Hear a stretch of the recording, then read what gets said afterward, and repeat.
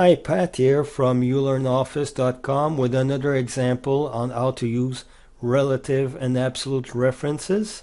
You'll be able to find the file in the ulearnoffice/demos, and you'll be able from there find the references example, and you'll see on the second tab commissions 1, and this is what we got. So we got 3 employees, 3 salesperson, Peter, Paul, and Mary, and each have a different sales commission. Now, in the middle, we have the sales from Peter, Paul, and Mary for the last 3 months, and I really want to find what's the commission for each and every one of them for the 3 last months. So this is what I need to fill. So I'm going to write the first formula, and then I know I'm going to have to do some adjustment for relative and absolute referencing.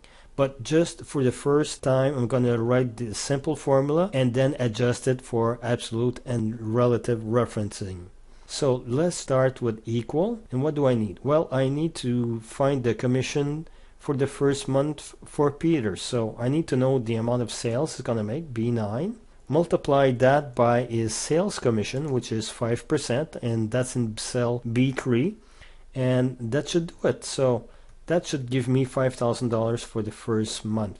What I can do is just use the fill handle. That's the little box in the corner here. I could use copy and paste, but I really like the fill handle if and only if the cells I need to fill out are one beside the other.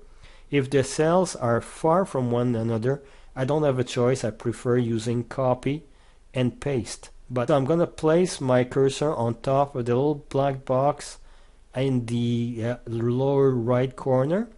My cursor changes to a thin black plus, and then I'm going to just press and hold the left mouse button, go down, release the mouse button, and there we go. I got my commissions for the 3. Let's just see if it works. 10% of 150, yeah, that's right, that's 15,000. And 15% of 200,000, that's 30,000, that's fine. So I'm going to reuse the fill handle this time and go toward the right. Now, one thing about the fill handle, you can go either horizontally, left to right, or vertically, up and down, but you can't do both at the same time. So that's why I ask you to release, and then I'm going to reuse it and move it to the right, and it's not giving me the right thing. So let's try to find out why, and it's because of absolute and relative referencing here. But let's see why. Go to the B15 here, press F2 to see the formula. So it shows 5% of 100,000.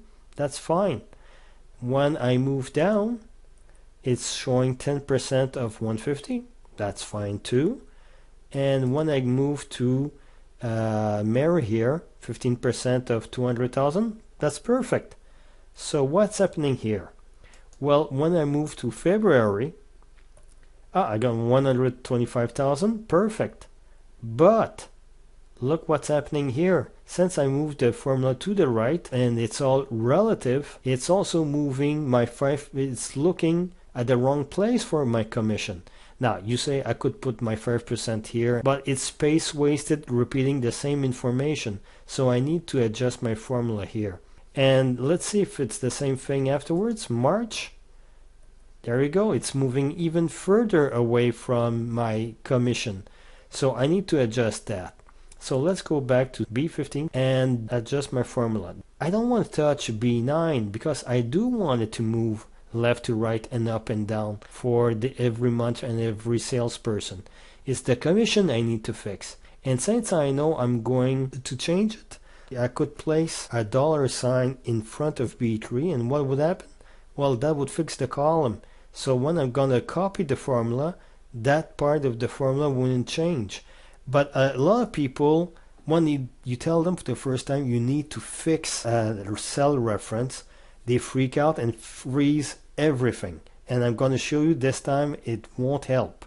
So I'm going to put a $sign in front of the B, a $sign in front of the 3, and copy the formula. So yeah, I still got $5,000 for this one. When I move the formula down, oh dear, let's see now. Now Paul is getting a 5% commission because I fixed the row and I fixed the column. I just needed to fix the column in this case. And it's even worse for Mary here, because she's getting 5% instead of 15% of her 200,000 sales. So that needs to be changed. So let's go back here. I will not put a dollar sign in front of the tree. The commissions are all in column B, and that's when I need to fix them.